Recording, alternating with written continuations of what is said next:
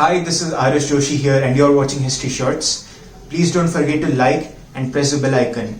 And don't forget to subscribe. Jai Hind.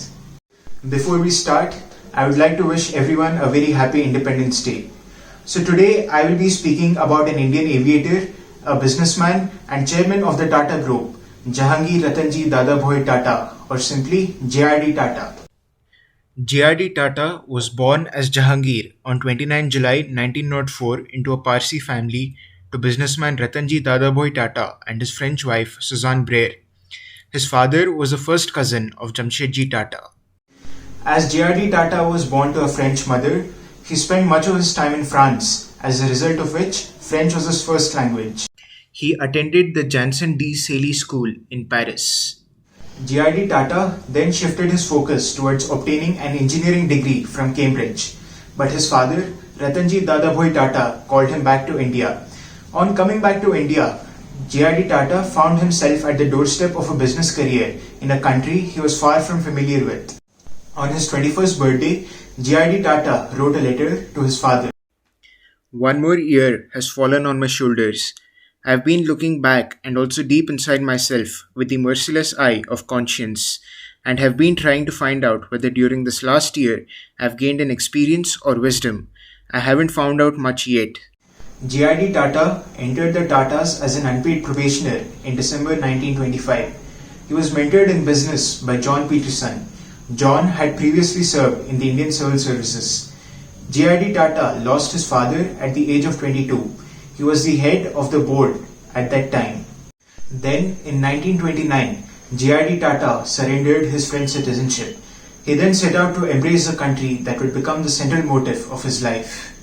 As a child, JRD Tata was deeply fascinated by flying.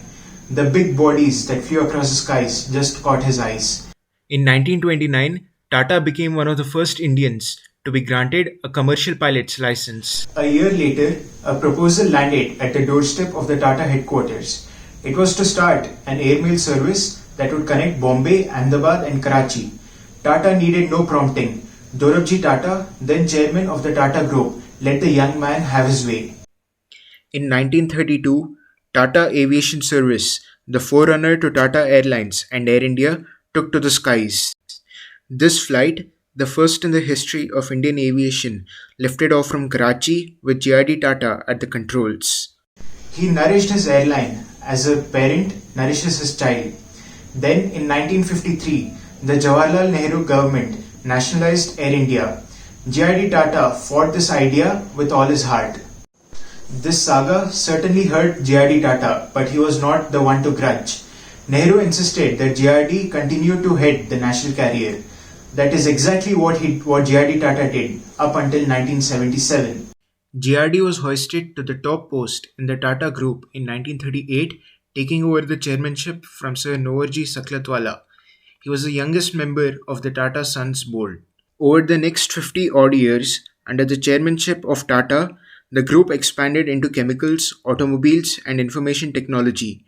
JRD pushed to bring in professionals. Under his chairmanship, entrepreneurial talent and expertise were encouraged to bloom. JRD Tata had plenty to offer. He played a critical role in increasing India's scientific, artistic and medical quotient. The Tata Institute of Fundamental Research, the Tata Memorial Hospital and the Tata Institute of Social Sciences were some projects that couldn't have excelled without Tata's support. In 1944, Tata, along with other prominent Indian industrialists, proposed a plan of economic development for India, which later came to be known as the Bombay Plan. This 10,000 crore rupee plan was the first one initiated by capitalists, which aimed at improving the country's per capita income. Tata soon realized the importance of human resource development in any organization. He was the first one to introduce 8-hour working days, free medical aid, and workers' provident schemes to all the employees. These were later mandated by law. A few years down the line, Tata sold a few of his shares and an apartment in Bombay and established the Tata and Thelma Trust, which aimed at improving the conditions of India's disadvantaged women. Under his chairmanship, the assets of the Tata Group grew from $100 million to over $5 billion. In 1945, he founded the Tata Motors. Tata cared greatly for his employees. In 1956, he initiated a program of closer employee association with the management, which gave his employees a stronger voice. In 1968, he founded the Tata Consultancy Services as Tata Computer Center.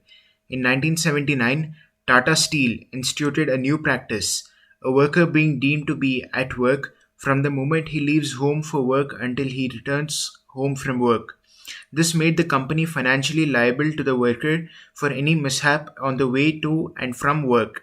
In 1987, he founded Titan Industries. Jamshedpur was also selected as a UN Global Compact city because of the quality of life, conditions of sanitation, roads, and welfare that were offered by Tata Steel. Tata spent a considerable amount of resources and time to figure out how to control the country's growing population. JRD Tata never craved for honours, he was showered with them. On being told that the government of India wanted to confer him the Bharat Ratna, he is reported to have said, "Why me? I don't deserve it. The Bharat Ratna is usually given to politicians or people who are dead, and neither the former nor am I the latter." In 1955, he was conferred with the Padma Vibhushan. Then, in 1992, just a year before his demise, he was awarded India's highest civilian honour, the Bharat Ratna.